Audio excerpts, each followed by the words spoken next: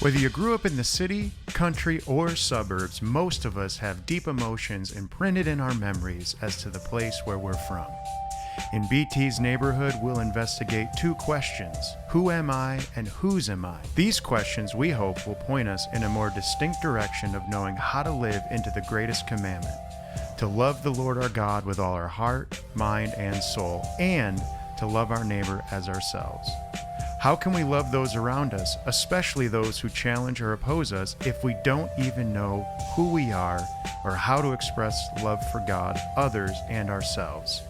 So take a walk with us, learn where to buy your groceries, and where to find a good conversation. This podcast is brought to you by Roberts Wesleyan University in conjunction with the Office of Spiritual Life. We want to welcome you to the neighborhood. Greetings, everybody, and welcome to another episode of BT's Neighborhood, right here on the campus of Roberts Wesleyan University. And this podcast is brought to you by the Office of Spiritual Life. So grateful that you take time out of your schedule to tune in and check us out. I hope you find these podcasts meaningful to your journey in some kind of way. We're continuing with our theme, which is becoming. When we learn to be with God, who we are comes forth. Becoming has had 4 movements to it. The first movement, knowing God. The second movement, knowing how God designed you. The third movement, knowing your station. The fourth and final movement is navigating the unknown. Today we're going to be talking about this third station of knowing your station.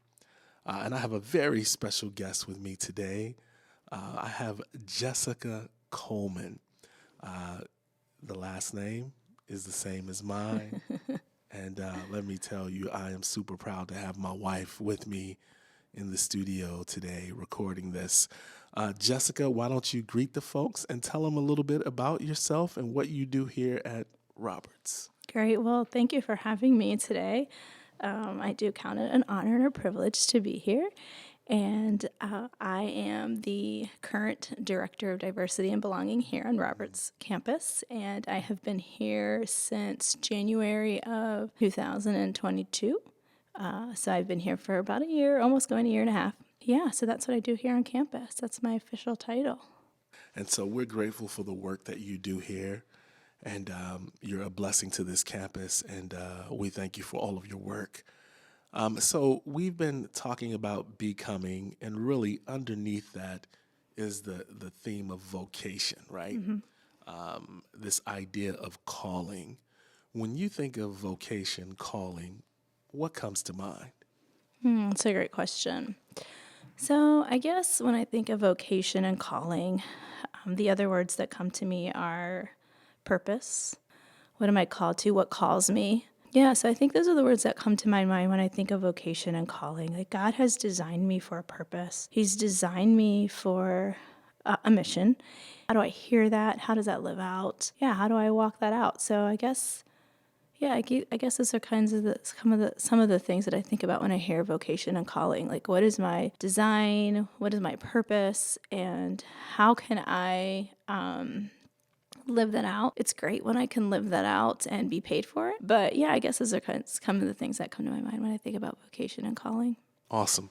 So our particular movement for this session is knowing your station. When we talk about station, we talk about knowing where you are. If you think of a map, and you want to go somewhere, the starting point is always where you currently are. Mm-hmm. When you think about knowing your station, knowing where you are in terms of finding or stepping into your vocation, just give me some thoughts on it. Yeah, it's funny because when you first told me that knowing your station was going to be one of the topics, I kind of was triggered a little bit because I was triggered a little bit.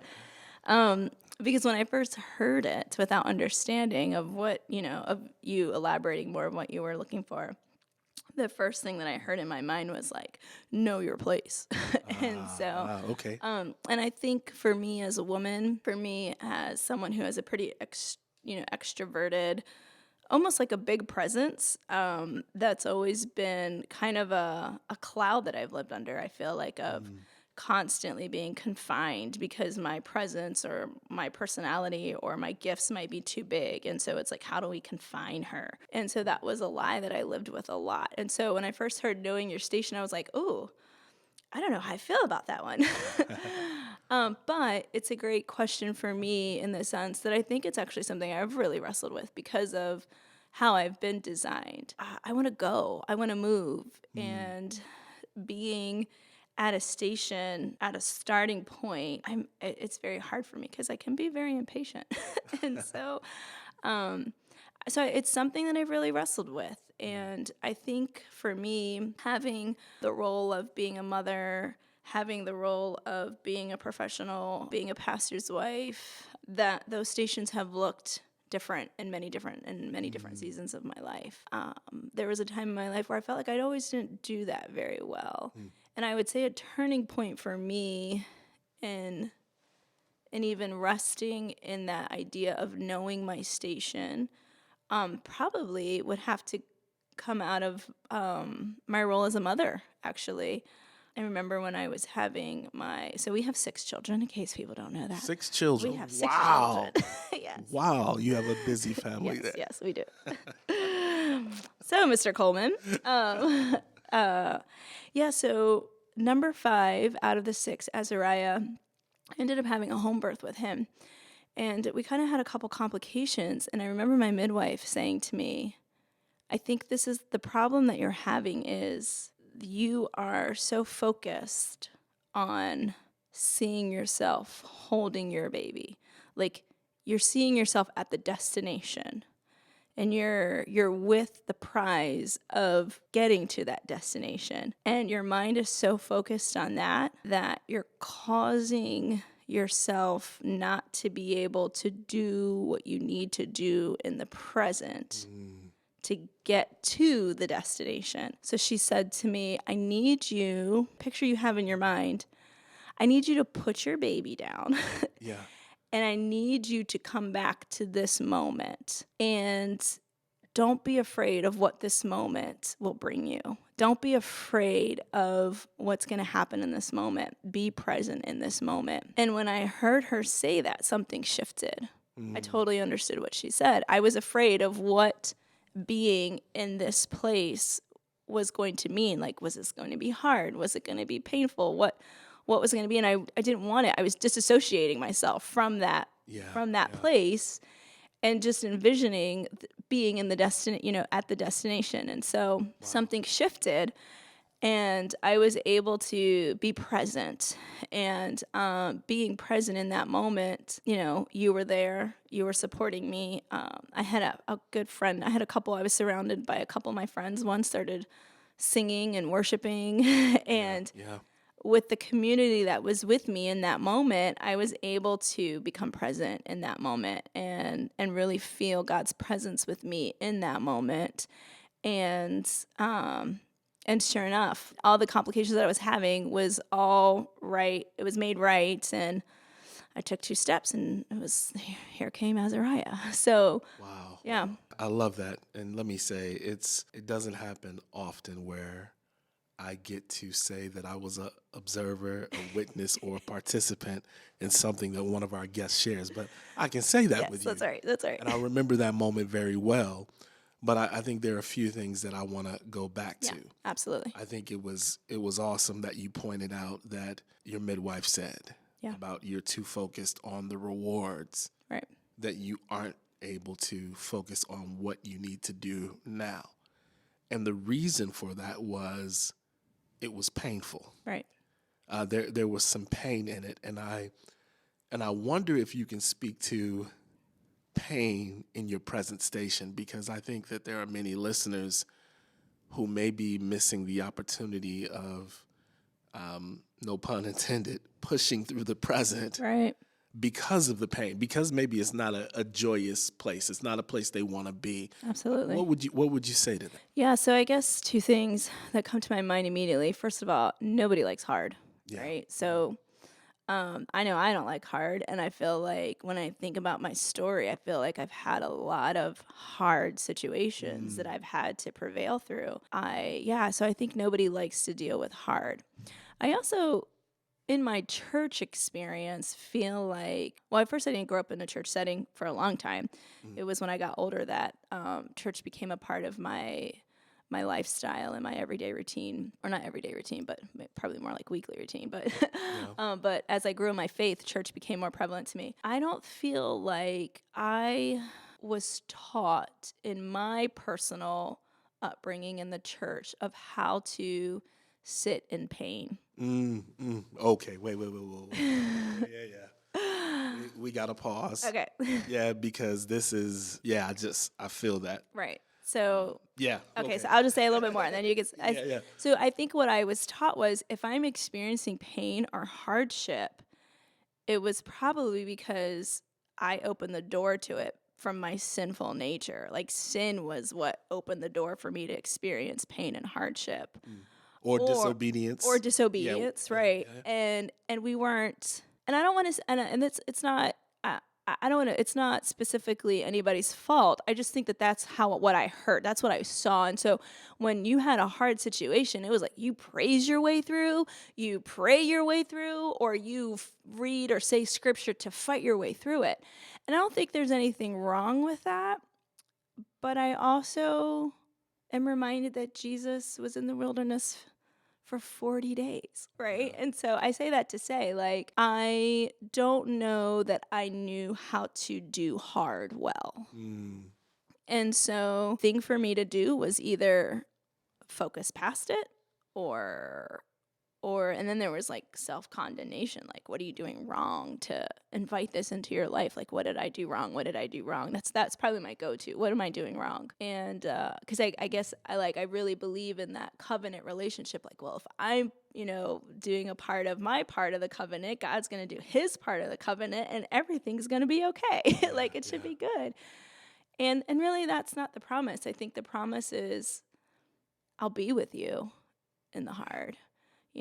We will come to a point in life where we join him after our life on earth and the promise of eternal goodness, and not that we can't experience that here on earth, but the reality of life on earth is there's hard.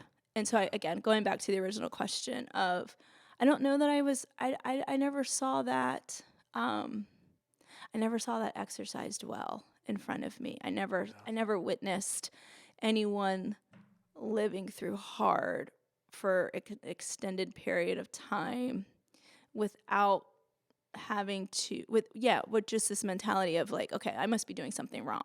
Does that make sense? It makes good sense. Makes me think of, we just, celebrated Holy Week.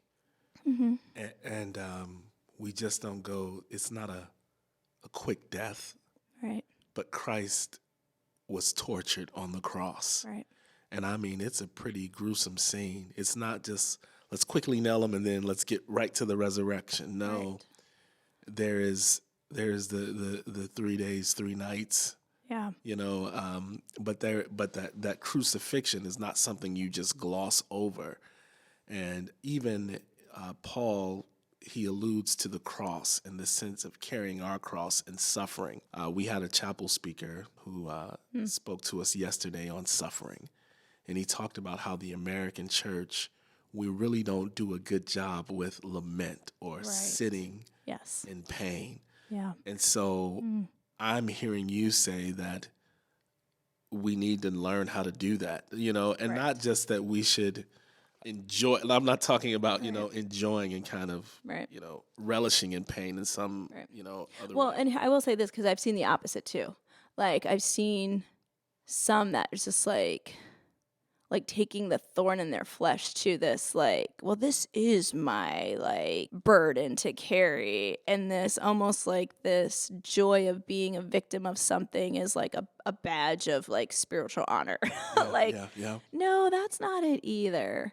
well, I will say this. So the turning point for me of living in my station better or well was that experience with Azariah. But I also think it was that invitation of understanding, and all my theology people, experts will probably be like, they might cringe when they hear me say this because I'm probably not saying it right. But my understanding of the church calendar, which you introduced to me into like just early church calendar rhythms of celebrating seasons like Advent, like Lent, like Easter, like ordinary time. Yeah. And I think reading that and understanding that something like that exists was actually very freeing for me, because someone who can be on emotional roller coasters, I don't think, again, I found space in the church to accommodate, which really kind of is like the human experience, right? The human experience is sometimes you're happy, sometimes you're sad, sometimes you're elated, sometimes you're expecting, sometimes it's just dark. I don't feel like I found that in necessarily in the upbringing with the church that I had, the different churches that I had been a part of.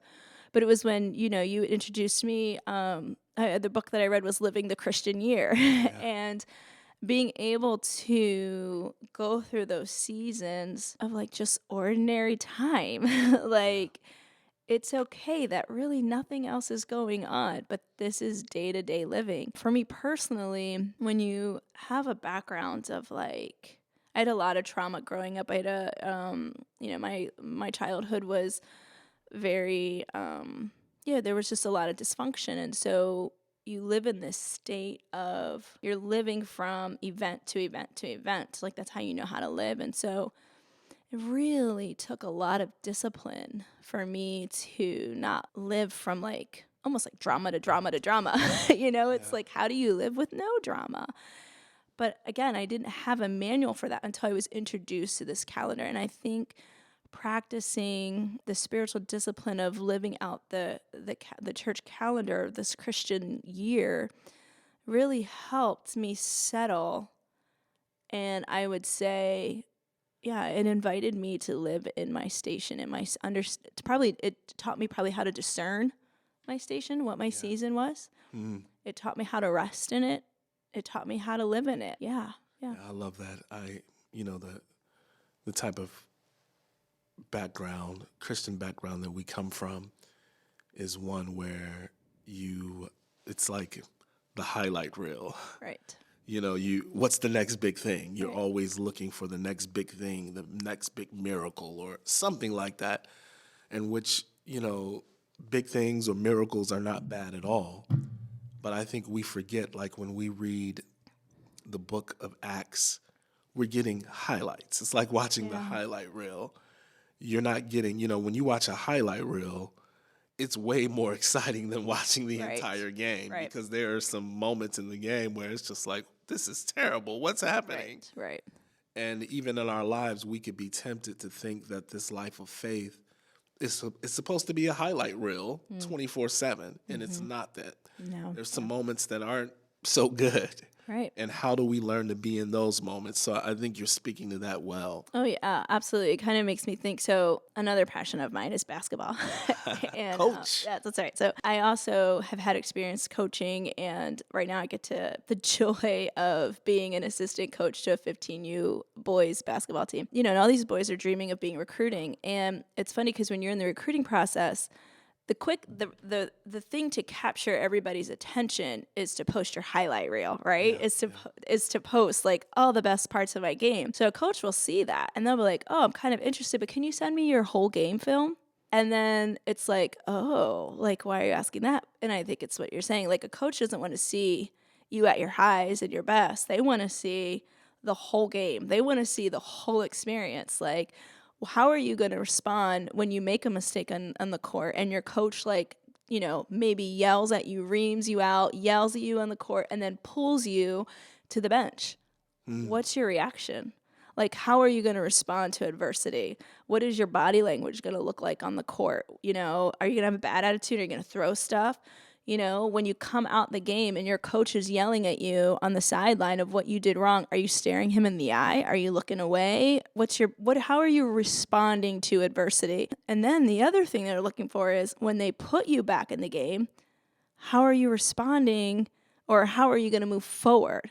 Like, is your body, like, are you going to still stay stuck in that last play and you can't go out and perform again? Or do you go out and you perform like that play never happened? That's what I'm reminded of. It's like, it's life is not about the highlight reel. I'm going to offer you a scholarship to be on my roster for the next 4 years. I want to see the whole picture. I want to know how you're going to respond to all these things. And you don't get that from the highlight reel. You get that from, whole game film. Yeah. So I think that's kind of how I hear you saying it's like not just what are you doing in the best times of your life, how are you responding to the hard times of your life? My dad used to say that those are character development moments, Right. which me and my brothers, we, grew to kind of somewhat despise, because every time we go through a hard situation, this must be a character development That's right. moment. But it's true. But there's another point of your story, which I think is important, Okay. is that I was not just there with you. I mean, it wasn't just me who was there with you Right. in that moment, Right. but you had some friends, some community Absolutely. that helped you navigate your station. Absolutely. Can you speak to how important that was in that time? Yeah, absolutely. So when Azariah was born, we lived in Fort Wayne, Indiana, and that was a hard season of my life. That was kind of a hard, darker season of my life living out that way. That was the first time I lived in the Midwest. It was a culture shock for me. Yeah, so it was just a difficult season. And so one of the cool things about having a midwife and having a home birth was that I could pick my staff in a sense. Like, I could pick who was in the room or in the place with me when I was giving birth.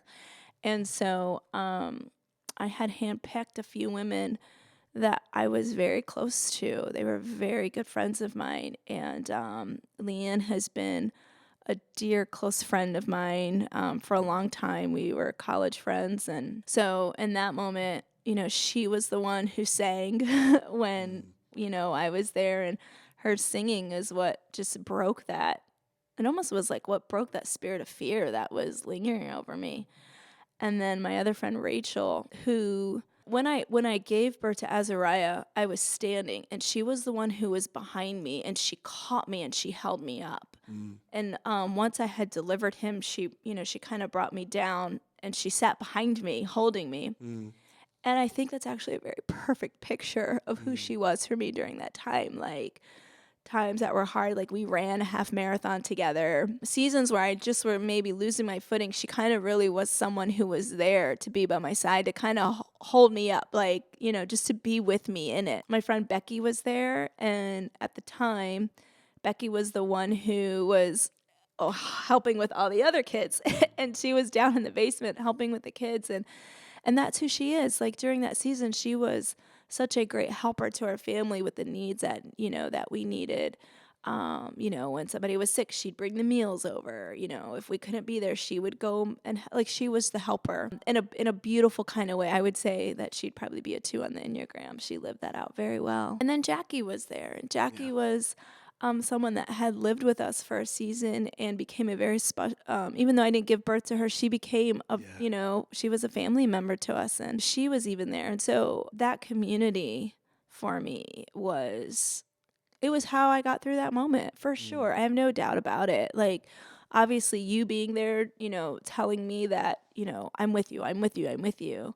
But having that friend who was spiritually discerning and was able to sing and help break through, then having that friend that was like, I'm holding you up, a friend that was helping, without all those people in those places and being a part of my community in that moment, I know that I wouldn't have gotten through it. I remember thinking in the moment, like, I made a mistake, take me to the hospital.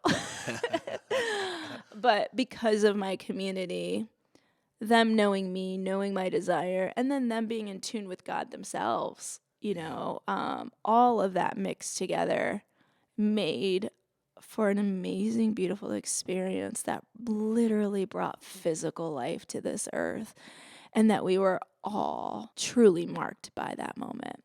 Wow. Listen, folks, I hate to do it. I hate to do it, but we have to end here. We didn't plan on sharing that, No, but no. I think that story is just a good window into navigating your station, especially in seasons of hard. Right. And so I want to thank you for being so transparent Absolutely. and offering the gift of your story to our audience. I want to thank you folks for listening in. And of course, I got to send a shout out to Amanda, who's producing this. If these podcasts are helpful in any way, please reach out, let us know. And we will see you next time in BT's Neighborhood. Peace. Thanks again for listening to this episode of BT's Neighborhood, where we aim for simple but deep conversations about being a good neighbor here and now at Roberts Wesleyan, and wherever our paths take us in the future.